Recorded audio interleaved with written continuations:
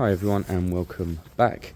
I'm just thinking about projects, and some of these recent projects in some ways are quite boring, really. In some ways I think today's video might be half interesting. The Michigan, I think it's more about how I edited it. Actually, it makes it look like you've done the job in 3 or 4 minutes, doesn't it? Let's be honest, when we edit out hours and hours worth of work, it looks like a very quick turnover. Similar with this to an extent. It looks like you've just done very little, actually. But actually, I've done a lot. I want to try and sort out the steering. It's issue-ish. I call it an issue-ish because it's kind of not. But if the handlebar hits the tank, technically that is a fail. So let's do something to stop that. Now, I've got a basic idea that should work. I'm just not sure exactly how I'm going to get there. I'm going to pull the bike out, I'm going to spin it around, I'm going to show you and try and describe exactly what my plan is.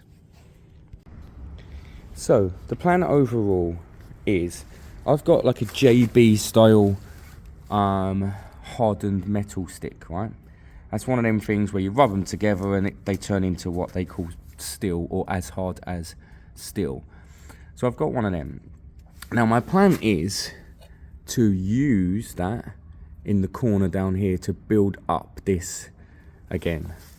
The other side is fine. Look, it only goes that far, so that's fine. The other side's fine, but I'll put a little bit of an edge on it just to give it a bit more of a profile, so it's a bit more solid.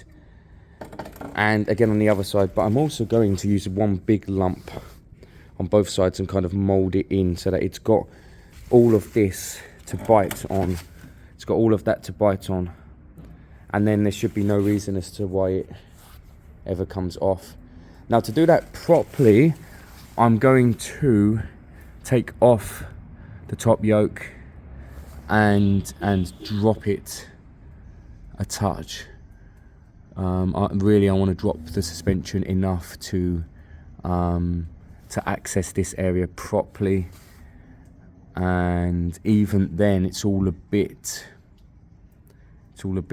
tight and iffy because I'd really want it to sit for at least 24 hours. So I'd have to do something over here, just leave the whole front end kind of loose overnight, maybe cover the bike, come back tomorrow, nip it all back up. It's annoying because it's right here, so it's not too far out of the way. I mean, if in a way, I could kind of put a blob down there from this angle, and I'll just clean that up with brake cleaner and put a blob down there from this angle. In a way, that would probably work. Let's see where we would be hitting it. It'd be here. That's quite far already. I need to build it out a bit further, kind of there, really. What I wouldn't want to do is I'd want to make sure it's clearing the bottom, but that'd be fine. I would just turn it a couple of times when I might have to try that. I mean, it's a lot of work to drop everything. I might have to try and build it up from this angle. First thing it would need is some brake cleaner on there, get it cleaned up for something to sit on, and then I'd be building it around here, or I don't know. If I remove the light, actually, if I remove the light and turn it this way into the middle, let me see. Oh, that's a potential. Let me do that. Let me take this light off. It looks like it's 2/8. Let me see if it will give us more space. So currently, I've wire walled it. I've cleaned it and brake cleaned it. I do feel like I need the light gives a little bit more space, but I do feel like I need to drop the yoke a little bit. It shouldn't be too hard. This should all come off in one. If I can get a socket down there, and then these two, the top should come off in one. I should be able to just loosen the top and drop it enough just to clear, because at the moment, I mean, I kind of can work in here, look where my thumb is, but I'd really want to get just a bit more bit more space, but the truth is, no matter what I do here, I'm not going to get much more space. I'd have to take the whole front off. So I'm really torn. I might have to do it here by my finger. Like that. And then I really wanted to put a little piece. I really wanted it to come all the way around here as well, just to add to the stopper on there. Oh, I don't know. I think I'm gonna have to drop this front end. I do want to do it properly. So look where we are. Sometimes I'm not always transparent as to what exactly I'm doing, but you can see the bike's ready for the forks to be dropped a touch. And then I'm hoping we've got enough clearance in here to mould around this. See, if we mould around this fully, there'll be enough bite in there for it to be really fixed, I think. So that should be the plan. How far can I drop these? I'm not sure yet. Hopefully far enough so that we've got a gap here, so that we can work in there with the mould. And then I'd probably leave the bike sitting exactly like this overnight, making sure the steering doesn't touch it. See, look, if it spins around and touches it, then we're screwed a little bit there. Yeah, okay, so I might have to do something with, I might have to wedge the wheel straight. I'm still not sure though if I'm going to have enough space. All right, let's get this loosened and we'll work that bit out next. So, quite hard to see, here you go, but I think I've got enough space here. Well, I have got enough space here to make the mould I want to make. Now, I know my starting point is here on this side, so it's actually in line with this here. So I'm going to bring that out, fatten it up here, put a huge chunk on, bring it out, fatten it up there, so it'll be that square, and that's what the turning circle will become. There's enough space that I can drop it a touch more if I need to, just by loosening this up, although I don't want to leave it on too few threads, but there's not much weight on it. Right, lower, lower, lower. There you go. I can't really get anything else out the way, but that is the area I'm working with. You can see we've lost quite a big chunk on the other side, more than it looked like actually. I'm happy with this. I think this will work. If I had it, there you go, a touch more there. Yeah, that's it. So we'll be moulding it in, pushing it on, making sure it's flat underneath. That's the main part. Underneath needs to be flat because there's not much room between here and there. And yeah, that's it. And then it sets in like an hour, and then it fully sets overnight. So I might let it set for an hour. I might actually put all this up, make sure I can steer it, make sure it's not stuck. I might kind of nip at least the headset back up. Cool. Let's get some mould going on. It's going to be quite hard to film this. I've got gloves on because the quick steel stuff is meant to be quite toxic, although I'm going to be honest, I've used my hands in the past because it normally sticks to the gloves anyway. And but basically you mould it for a minute or two until it all changes colour, and then you create the shape you want where you want it, and then it sets really solid. Let me just show you something. I put this on the wall 4 or 5 years ago, and this is, and I you know, I promise you, when I say this stuff is solid, even these bits up here, like I can't break them off with my hands. They are rock solid, and it's that stuff, so it can actually properly do the job.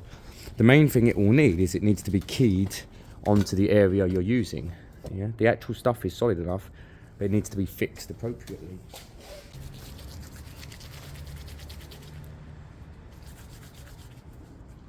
Warm it up a touch. It hasn't helped being in the garage. Oh, it warms quite quickly actually. Wow, look at that. So there's a black in the middle, that's the hardener. There's a hardener and a soft area. We need to get it all mixed to one solid colour. It's sticky already. Don't underdo it, overdo it. If anything, overdo it.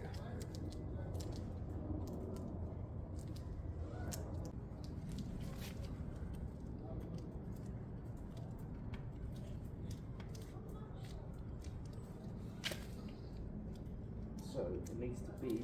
I'm happy with that. So we've created a big square blob out of the steel stuff, quick steel, following the same dimensions as the last one, and it has the stuff on the inside it to help hold it on. So yeah, I'm very happy with that. I'm gonna let it set. I'm gonna go and get a Pepsi Max, and yeah, and in an hour I should be able to nip that all back up and it just be kind of okay. It will be okay to kind of hold overnight. I'll just need to keep the steering fixed. So here we go. This is Danny's bike. This is Danny's cbr600rr. Danny passed his test in 2009 and walked into the showroom and said, I want that bike, and it was this bike here. Now, it was way overpriced for the pricings back then. It was $9.5 grand on finance, okay? So all included, $9.5 grand. However, back then you could get the top M3 Augustas, top Ducatis and all of that for the same price. So way overpriced for the time. However, he got the Splash Edition. This is the Splash Edition. It's the baby blue Splash Edition, and that makes it limited. They made limited amounts of them. So this is actually a limited edition 600rr, and it rides beautifully. We know that it spat a spark plug out recently, so we do need to helicoil that. I'm gonna be honest with you, I don't know how I'm gonna do that yet, but I am gonna do it. Whether I have to drop the engine, I don't know. And then ideally I think it should go back to Splash colours, even if we have to buy a Chinese fairing set. I just think it should look as original as possible. Danny says it's basically impossible, there's too many aftermarket parts, which is kind of true. A lot of this has been sprayed. The wheelie bar at the back we should take off, and it should go back as close to Splash, I think. But it's his bike. Now he's considering making a stunt bike out of it, so it don't need tax or insurance. Just chuck it in a van, take it to a car park, mess around. I think that would be a mistake on a limited edition bike, but it is Danny's bike. For now, I want to fire it up. Let's see if that spark plug's still holding out. Let's see how it sounds. All we've done now is put the best Loctite we could find. The best Loctite we could find on the few threads that are remaining in cylinder 4. The thing is, I think this repair will hold.